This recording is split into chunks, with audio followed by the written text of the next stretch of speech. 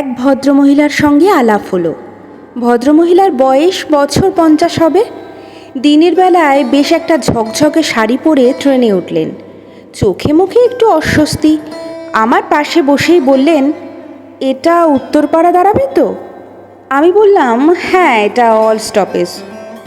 মহিলা যেন একটু স্বস্তির নিঃশ্বাস ফেললেন।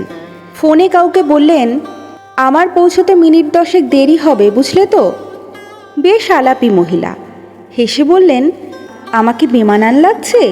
খুব দৃষ্টিকটু কি? এমন প্রশ্নে আমি একটু হকচকিয়ে গিয়ে বললাম, না, বেশ ভালো লাগছে তো। কেন বলুন তো? ভদ্রমহিলা মুখ টিপে হেসে বললেন, এই শাড়িটা আমার স্বামীর দেওয়া জন্মদিনের গিফট। রাতের আলোয় পরার শাড়ি, বলতে গেলে বিয়ে বাড়ি যাওয়ার শাড়ি। আজ বাপের বাড়ি যাচ্ছি, ভদ্রলোকের আবদার এই শাড়িটা পরেই যেতে হবে। কি বিপদ বলুন তো, লোকজন তাকিয়ে তাকিয়ে দেখছে। এই বয়সে সকাল সকাল ঝকঝকে শাড়ি কি মানায়? আসলে এই লোকজন কি ভাববে তার থেকে ওর ভালো লাগাটা আমার কাছে বেশি ইম্পর্টেন্ট। তাই লজ্জার মাথা খেয়ে এই ডিপ রঙের বিয়েবাড়ির শাড়ি পরেই রওনা দিলাম। শাড়িটা পরেছি দেখে ভদ্রলোকের মুখে হাসি ধরে না। আমি বললাম, একদম কেউ কিছু ভাববে না, ঠিক করেছেন। ভালোবাসা যেখানে ভীষণ রকমের বিশ্বাসী, আলটুসি বারান্দার মতো আদুরে, সেখানে এসব লোকজনের তুচ্ছ ভাবনাকে অবলীলায় বর্জন করবেন।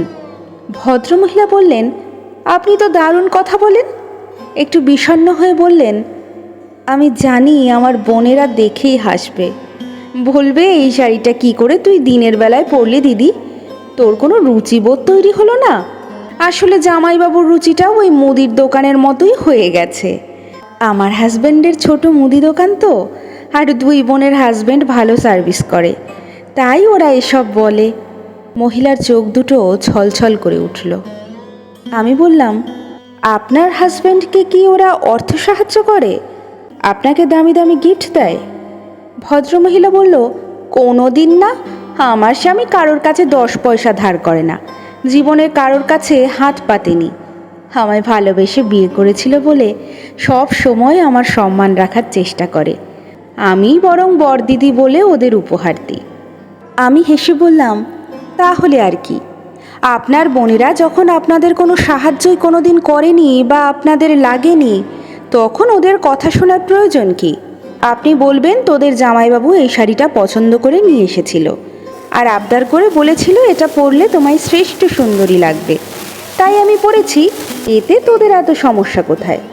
আসলে কি জানেন, আপনি আদরে আছেন, ভালোবাসায় আছেন, যত্নে আছেন। এটা অনেকেই ঠিক নিতে পারে না।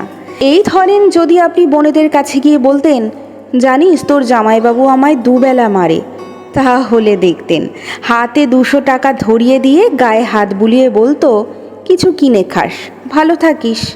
তখন ওদের নিজেদের সুখের গল্পগুলো আপনাকে শুনিয়ে বেশ তৃপ্তি পেত ওরা। আসলে এটা হিউম্যান সাইকোলজি, অন্যের ভালোই ঈর্ষান্বিত হয়ে যাওয়া।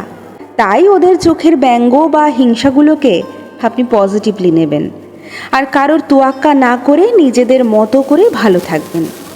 ভদ্রমহিলা আচমকা আমার মাথায় হাত রাখলেন। তুমি আমার থেকে অনেক ছোটই হবে, ভালো থেকো। এমন টুকরো টুকরো আশীর্বাদে আমিও ঝুলি ভরিয়ে চলেছি। এমন কত আলাপে অভিজ্ঞতা বেড়েই চলেছে আমার। বাঁচুন নিজের ছন্দে, অন্যের কথায় নিজেকে পরিচালিত করতে যাবেন না। একটাই তো জীবন, এইটুকু তো সময়, প্রাণ ভরে নিঃশ্বাস নিন। আসলে এই পৃথিবীতে মানুষ মানুষকে সুখী দেখলেই সবচাইতে বেশি খোঁটা দেয়, যা আর অন্য কোনো কারণে দেয় না।